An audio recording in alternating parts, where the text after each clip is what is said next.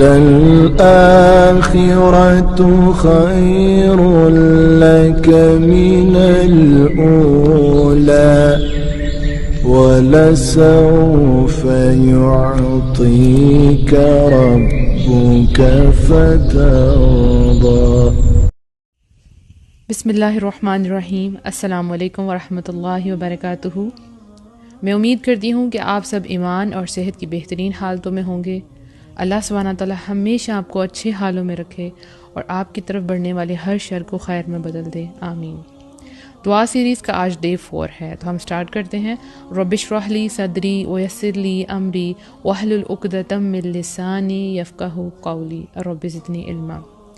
آج کا ٹاپک ہے دعا کی شرائط، ٹھیک ہے۔ سب سے پہلے آپ کو اس کو سمجھنا پڑے گا کہ شرائط کیا ہوتی ہیں۔ شرائط کیا ہوتی ہیں؟ Rules, right.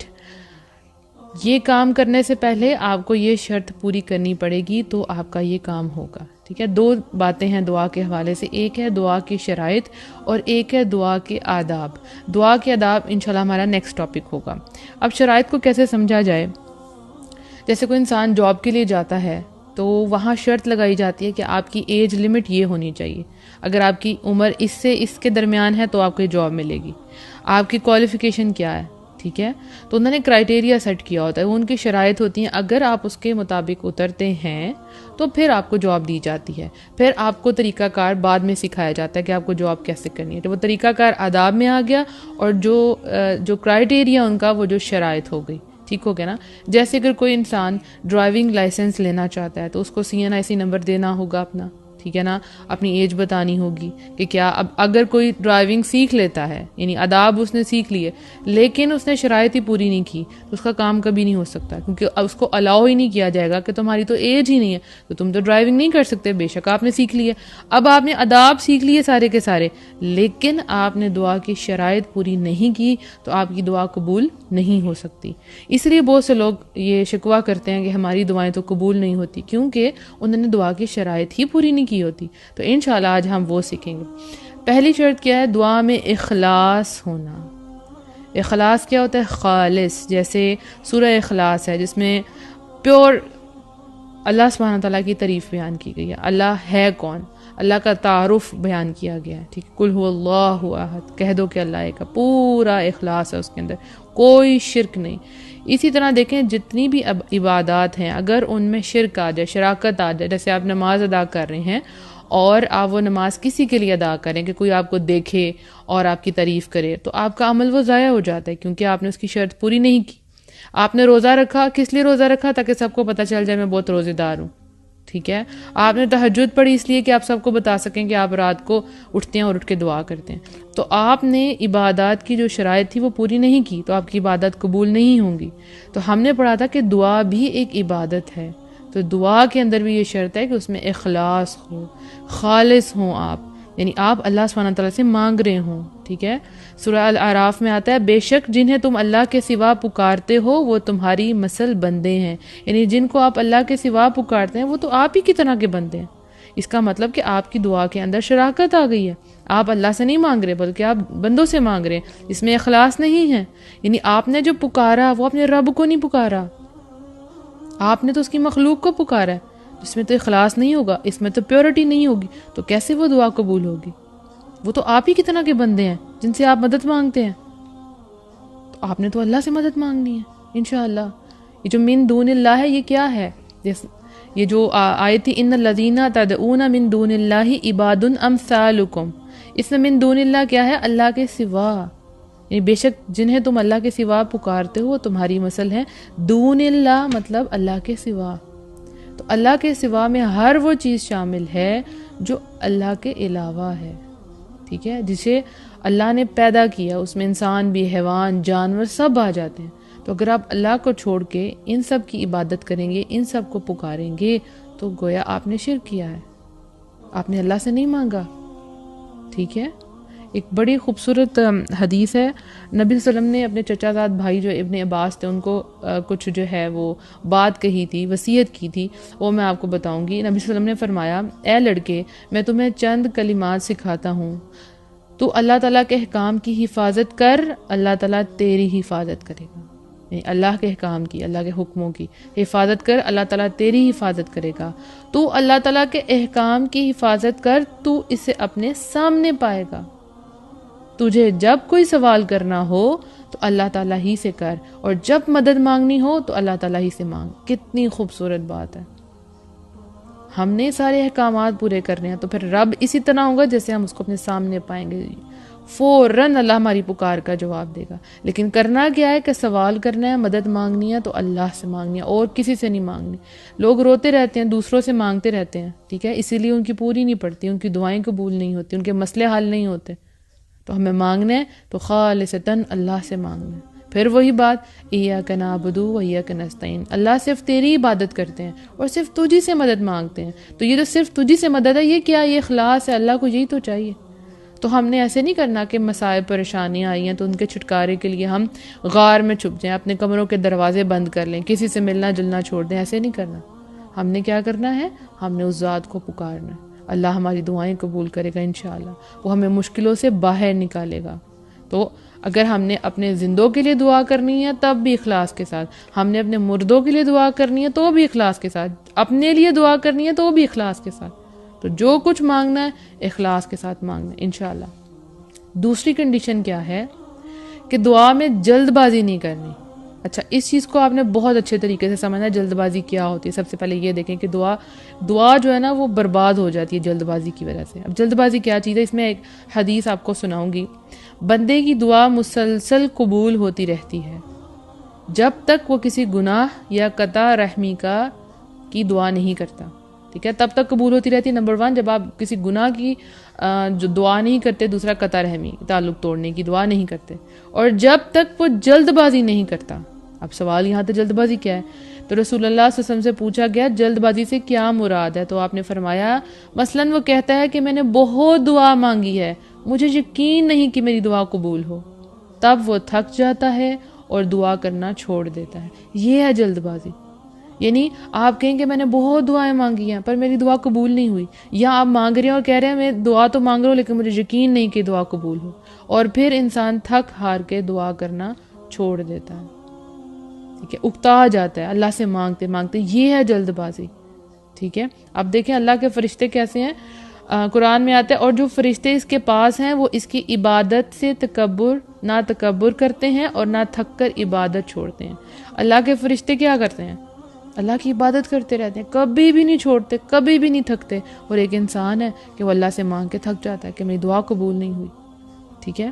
ایک اور بڑی پیاری حدیث ہے کہ تم میں سے ہر ایک کی دعا اس وقت تک قبول کی جاتی ہے جب تک وہ یہ کہتے ہوئے جلد بازی نہیں کرتا کہ میں نے دعا مانگی تھی مگر وہ قبول نہیں ہوئی۔ یہ جلد بازی ہے۔ آپ نے یہ نہیں سمجھنا کہ ہم اللہ سبحانہ تعالیٰ سے مانگیں گے اللہ تعالیٰ ہمیں جلدی جلدی عطا کر دے، جلدی جلدی بھلائی دے، تو یہ جلد بازی ہے نہیں۔ وہ آپ مانگ سکتے ہیں، جیسے ایک موقع پہ نبی صلی اللہ علیہ وسلم نے فرمایا تھا کہ اے ہمارے اللہ ہم پر ایسی بارش نازل فرما جو جلد آنے والی ہو نہ کہ دیر لگانے والی، ٹھیک ہے۔ اکثر لوگ دعا کرتے ہیں، اکثر لوگ کہتے ہیں کہ دیر سے آئے درست آئے۔ کیوں دیر سے آئے؟ اللہ سے مانگے، اللہ آپ کو فوراً عطا کرے گا۔